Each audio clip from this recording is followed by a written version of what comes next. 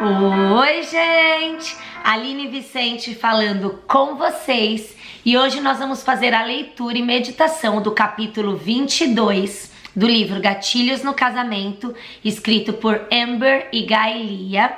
Esse capítulo foi escrito pela Amber e ela colocou o título de Quando a Nossa Atitude Precisa Ser Ajustada. E eu tenho certeza que muitas, se não todas, vão se identificar com esse capítulo. E ela começa contando uma história. Ela falou que quando ela casou, ela queria ajeitar a casa dela, decorar, queria transformar a casa dela num lar, né? Eu gosto muito também de colocar tudo no lugar, deixar tudo ajeitadinho, decoração, enfim.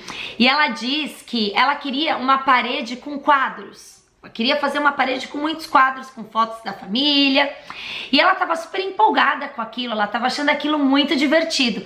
E ela estava esperando o marido dela, o Guy, chegar para pregar os quadros na parede. E qual era a expectativa dela? De que ele chegasse e achasse aquilo que ela estava fazendo super legal. Uau, que divertido isso, vou pregar que essa parede vai ficar linda. Só que quando ele chegou e ela falou para ele, olha, prega aqui os quadros, eu quero fazer essa parede, ele bufou. E aí, quem se identifica? Não tô falando especificamente nesse caso, mas quantas vezes nós achamos que o que a gente vai fazer, algo que a gente vai fazer, vai ser super divertido para você e para o seu marido, e o seu marido não vê diversão naquilo. Gente, eu particularmente amo dançar. Eu amo dançar. E o Vi não gosta de dançar, aliás, ele não tem habilidade nenhuma pra dançar. Então às vezes eu pego ele pra brincar, pra dançar aqui em casa e ele, ai, sabe, faz uma cara. E quantas outras coisas, né, que às vezes eu quero fazer e ele, ai, você quer fazer isso? E ele, a mesma coisa. Às vezes ele quer fazer alguma coisa e eu falo assim, ai, Vi, eu já comentei aqui com vocês, né, que eu sou mais matutina e o Vi é mais noturno. Então às vezes ele quer fazer coisas à noite, tipo, pra ele é super divertido, mas nossa, pra mim, eu fico pensando, ai, e ela vai abordar isso, né? Quando a gente precisa parar de, ai, mas isso não é legal, isso não é chato, e colocar os interesses e as necessidades do nosso cônjuge em primeiro lugar. Tirar o meu primeiro lugar, né? Ai, eu não gosto disso, não, eu quero fazer assim, e colocar a necessidade do outro à frente das nossas necessidades. E aí ela fala aqui, né? Nem sempre as ideias de diversão serão as mesmas. E comunicar com clareza é uma das coisas fundamentais para que vocês possam se entender quando a diversão não é boa para os dois e zelar pelo interesse do outro. E ela coloca aqui o versículo Romanos 12:10, que diz assim: dediquem-se uns aos outros com amor fraternal. Prefiram dar honra aos outros mais do que a vocês. E eu acho que é bem difícil, né? A gente acaba colocando sempre o nosso eu primeiro, as nossas necessidades primeiro. E então ela faz uma pergunta: você acorda desejando honrar o seu marido? Você acorda desejando colocar as necessidades do seu marido à frente das suas necessidades? E aí ela fala assim: você tem uma atitude, se você por acaso tem uma atitude que você acha que é certa, mas essa atitude fere o seu marido, então você não tem que ter essa atitude. Então às vezes é uma atitude legítima, é algo que você faz que não é pecado, que não é errado, mas que pro seu marido não é agradável. Então é ideal que você mude. Eu vou dar um exemplo simples disso daqui, não precisa ser nada grave. Vou dar um exemplo básico no meu casamento disso. Por exemplo, o Vi, meu marido, não gosta de acordar cedo. Ele não gosta. Ele é noturno. Não é que eu ame acordar cedo, mas eu não me importo de acordar cedo. Claro, tem dias que eu quero ficar muito mais tempo na cama, eu quero dormir. Mas eu sei que acordar cedo é tão ruim pro meu marido, ele fica mal-humorado.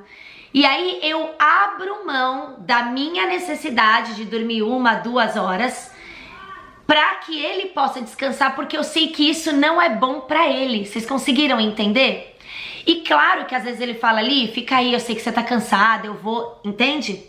Mas eu sei que pra ele aquilo é o maior sacrifício. Eu sei que quando ele levanta de manhã e fala, fica mais um tempinho na cama, é o maior sacrifício do mundo que ele tá fazendo. E eu demorei pra entender isso, porque... ao meu ver, poxa, não custa nada ele acordar, né? Não custa nada ele ir lá, ficar com as meninas às 6 da manhã e me deixar dormir até às 8. O que custa? Realmente, pra mim não custa nada, mas pra ele custa muito. E o que custa pra mim ficar ali com as meninas, porque pra mim não é tão sacrificante quanto é pra ele. Vocês conseguiram entender? Então eu mudei isso. Eu exigi muitas vezes que o Vinícius acordasse e ficasse com as meninas, muitas. Não foi só uma, não foi duas, não foi três, foram várias vezes. Mas eu comecei a entender que não valia a pena, não valia a pena pra mim, não valia a pena pro meu casamento, não valia a pena pra ele. Eu via o quanto ele ficava irritado durante o dia, sabe? Então não valia a pena. Enfim, eu quis trazer esse exemplo pra que você não pense que, quando ela coloca aqui que a gente não pode fazer algo que fere o nosso marido, nem sempre é uma coisa muito grave, pode ser uma coisa muito simples. Que às vezes a gente cobra o que a gente faz por ser legítimo, mas que não vale a pena, entende? Então...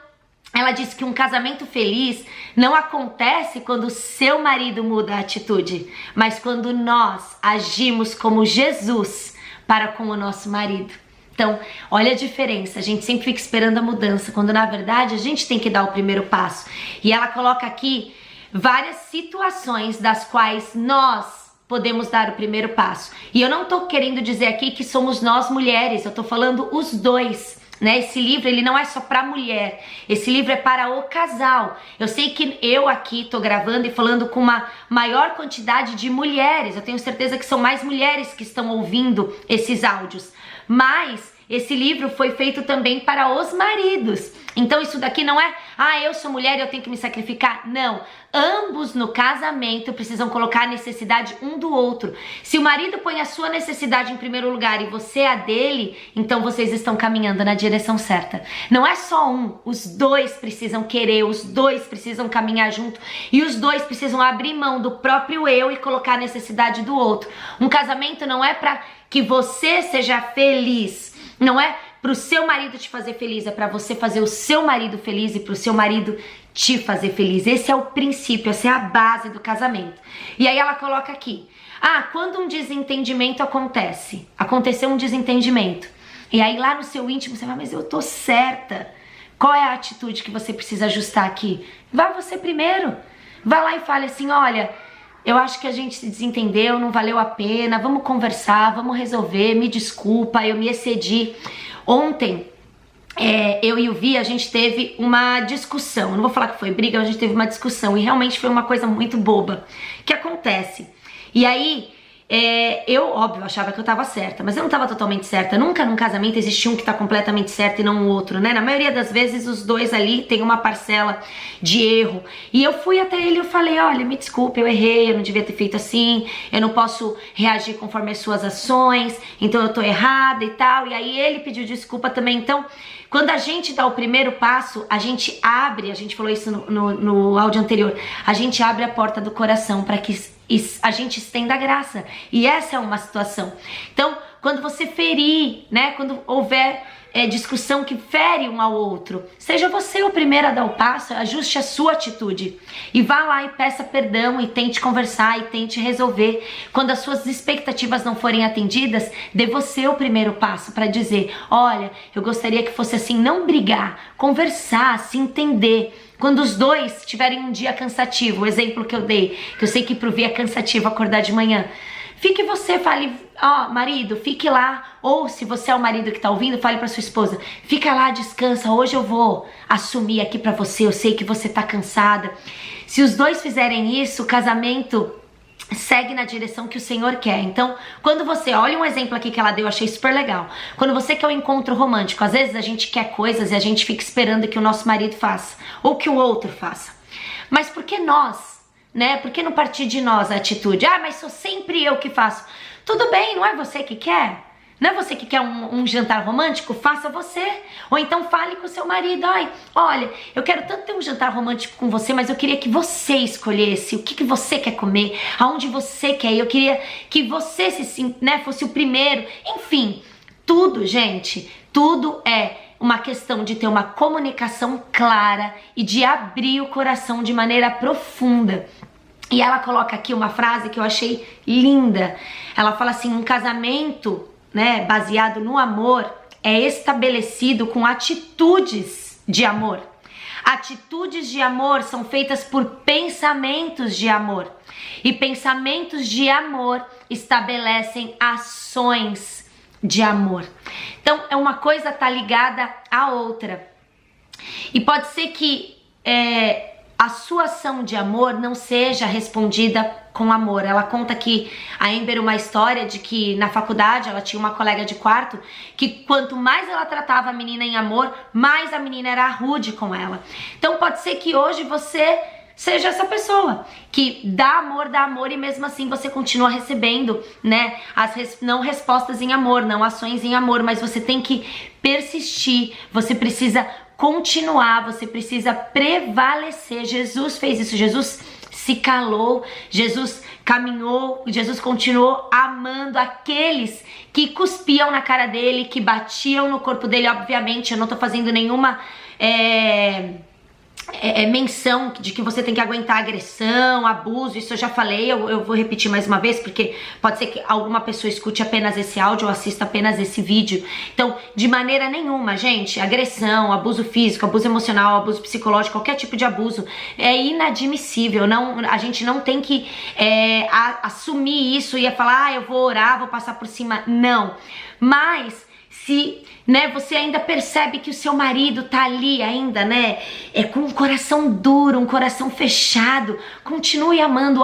O amor, ele constrange a ponto de quebrar essa dureza do coração e amolecer o coração do seu marido. Não há coração duro que resista a um amor sobrenatural vindo do céu, vindo de Deus, que vai emanar através da sua vida. Então, seja sempre você primeira, né? Às vezes a gente fica esperando realmente que a atitude ajustada, a gente vê aqui, deixa eu ver o que o meu marido precisa ajustar a atitude. Vamos olhar primeiro para nós e, claro, sentar e conversar e tentar ajustar a atitude como um todo. E Romanos 5:8 diz assim, que Deus demonstrou o seu amor por nós. Cristo morreu em nosso favor quando nós ainda éramos pecadores. Então, nós não podemos esquecer que a nossa natureza é pecadora, o nosso coração e a nossa carne, né? Eles falam muitas vezes alto, e não só você erra, como seu marido também. Ambos são pecadores e ambos precisam de misericórdia, de graça e de uma atitude piedosa. Vamos orar?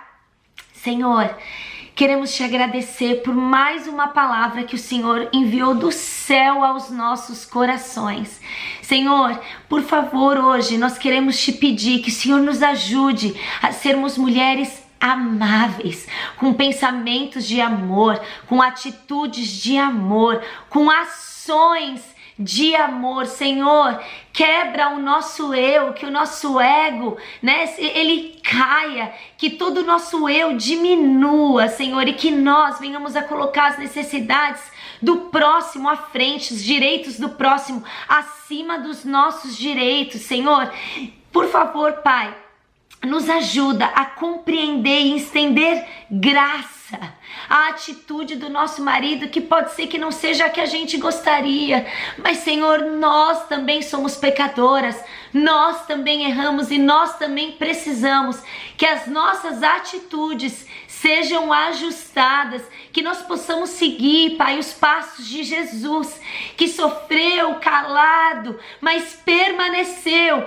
e o amor do Senhor constrangeu. Então, Senhor, hoje eu creio que esse amor vai quebrar corações de pedra, vai amolecer corações, esse amor vai transformar relacionamentos, esse amor vai transformar personalidades em temperamentos, porque somente o teu amor é capaz. Nós amamos porque o Senhor nos amou primeiro, Pai. O Senhor deu a sua vida por nós. Ó Senhor, obrigada pela misericórdia que o Senhor estende na nossa vida todos os dias, Senhor.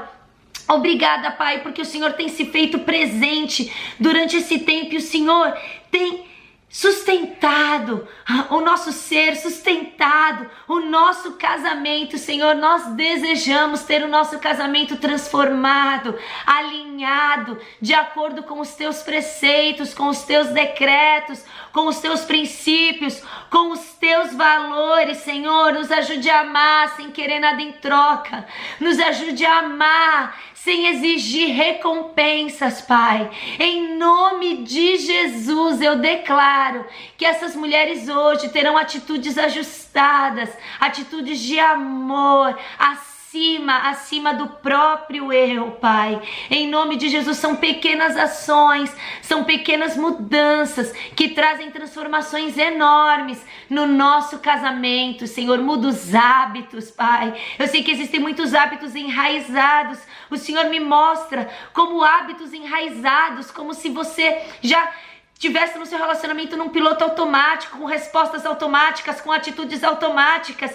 E eu quero dizer hoje que o Senhor, Ele quer transformar esses hábitos, Ele quer restaurar, Ele quer renovar, Ele quer colocar novos hábitos na sua vida, no seu casamento, entre você e o seu marido. Não é só sobre você, mas é sobre os dois, e os dois que têm uma herança linda, que têm filhos em casa. Ó Senhor, o Senhor determinou que o casamento é uma bênção, Pai, e nós queremos viver essa abundância aqui. Em nome de Jesus, nos ajuda. Nós te pedimos perdão pelos erros e pelos pecados e pelas intenções erradas que estão em nosso coração, Pai. Queremos te buscar, traz sede e fome da tua palavra, que nós possamos fechar a porta do nosso quarto, dobrar os nossos joelhos e orar, clamando para que esse renovo venha do céu, em nome de Jesus.